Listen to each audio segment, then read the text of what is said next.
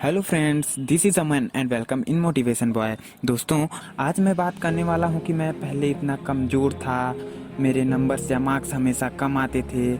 आखिर मैं क्या मिस्टेक करता था, मेरे में कमी क्या था जो मेरे कम नंबर आते थे। और बात किया जाए मेरे घर में तो मेरे बड़े भाई बहन सारे टॉपर, भाई साहब पूछो मत, हमेशा 90+ परसेंटेज आते थे। और एक मैं था, 60 से 70 परसेंटेज आते थे। इससे ज़्यादा मेरे मार्क्स बढ़ने का नाम ही नहीं ले रहा था। मैं कितना भी मेहनत कर लूँ, अच्छे से याद कर लूँ, कोई फ़र्क नहीं पड़ता था। फिर मैंने क्या किया, फिर मैंने अपने क्लास के अच्छे स्टूडेंट्स को नोटिस करने लगा, या फिर बोल लो अपने बड़े भाइयों या बहनों को नोटिस करने लगा कि आखिर वो कैसे पढ़ते हैं, मैं कैसे पढ़ता हूँ, जो उनके अच्छे नंबर आते हैं मेरे कम नंबर आते हैं। फिर मैंने कुछ कुछ चीज़ों को पाया जो मैंने खुद में इम्प्रूव किया और मेरे भी अच्छे नंबर आने लगे, 90+ परसेंटेज मेरे भी आने लगे। तो मैंने क्या किया जिससे मेरे नंबर आने लगे, पहले कम आते थे, सब कुछ बताऊंगा क्या क्यों कब कैसे, बस बने रहो वीडियो में।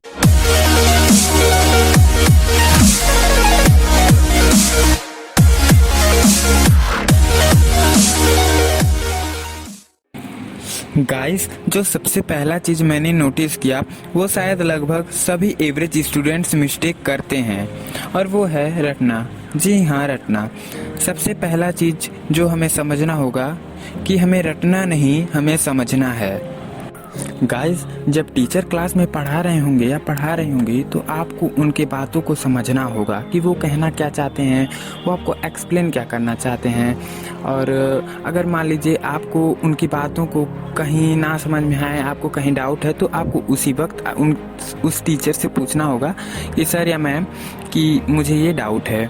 और तब भी अगर ना समझ में आए तो आप घर पर आके अपने मोबाइल में इंटरनेट की सहायता से आप उस डाउट को क्लियर कर सकते हैं। इससे होगा क्या, अगर आप एग्ज़ाम में रट कर जाते हैं और कहीं बीच में एक दो लाइन आप भूल गए तो आपका सारा आंसर गलत हो सकता है, मगर आप उस आंसर को समझे हैं तो आप उसे भूलेंगे नहीं।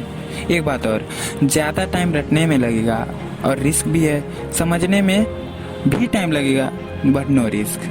और शुरुआत में जो मैंने बताया कि मैं कितना भी पढ़ता था लेकिन मेरे मार्क्स कम आते थे, वो मैं रटता ही था। तो एक बात क्लियर कि हमें रटना नहीं, हमें समझना है। दूसरी बात है कि हमें प्लान बनाकर पढ़ना होगा। मतलब कि आपको कुछ भी पढ़ने से पहले एक लिस्ट तैयार करना होगा, जिसमें आपको ये नोट करना होगा कि आपको इस सब्जेक्ट को इतने दिनों में पढ़ लेना है। जैसे कि अगर आपके पास कोई एक सब्जेक्ट है, उसमें 9 चैप्टर है, तो आपको अपने हिसाब से देखिएगा कि इस चैप्टर को मैं इतने दिनों में ख़त्म कर लूँगा। फिर ऐसे करते करते सारे चैप्टर को डेट वाइज लिख लीजिएगा, और फिर जब पूरा आप लिख लेंगे तो दूसरे सब्जेक्ट को देखिएगा, उसमें जितने चैप्टर होंगे उसको आप कितने दिन में कवर कर लेंगे, सारा नोट करके आप डेट फिक्स कर लीजिएगा। और इससे होगा क्या, अगर आप नहीं लिखेंगे तो आप ये सोचेंगे कि मैं कल करूँगा, लेकिन अगर आप लिख लिए तो आपके ब्रेन एक्शन लेने के लिए तैयार हो जाता है।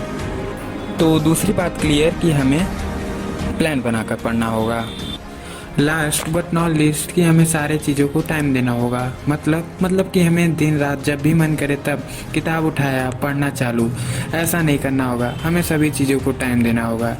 एक टाइम से होना चाहिए सभी चीज़ें। समय से खाना होगा, समय से सोना होगा, समय से पढ़ना होगा, खेलना भी ज़रूरी है, फिजिकल एक्टिविटी, तो हमें समय से खेलना भी होगा। कहने का मतलब है कि हमें सभी चीज़ों को टाइम देना होगा। इससे माइंड रिलैक्स होगा, ब्रेन अच्छे से परफॉर्म कर पाएगा, जिससे आपके एग्ज़ाम में अच्छे नंबर आएंगे, और अच्छे नंबर आएंगे तो आप खुश रहेंगे। अगर आप ये चीज़ नहीं समझते हैं तो हम आपको एक साइकिल से समझाते हैं। मान लीजिए आपके कम मार्क्स आए हैं तो आप स्ट्रेस लेंगे, और जब आप स्ट्रेस लेंगे तब आप जब मन करेगा तब किताब उठाएंगे और चालू, और जब मन करेगा तब किताब उठा के चालू हो जाएंगे तो आपका माइंड रिलैक्स नहीं होगा। और अगर आपका माइंड रिलैक्स नहीं होगा तो आप अच्छे से एग्ज़ाम में परफॉर्म नहीं कर पाएंगे, और अच्छे से एग्ज़ाम में परफॉर्म नहीं कर पाएंगे तो फिर से आपका वही लो मार्क्स आ जाएगा। तो आप समझ ही गए होंगे कि सभी चीज़ों को हमें टाइम देना हो। मैं आशा करता हूँ कि मेरी बातें आपको समझ में आई होंगी। अगर आपको ये वीडियो अच्छा लगा है तो प्लीज़ इसे लाइक कीजिएगा, चैनल को सब्सक्राइब करके बेल आइकन को प्रेस जरूर करिएगा। मैं मिलता हूँ आपको नेक्स्ट वीडियो में, तब तक के लिए जय हिंद, जय भारत।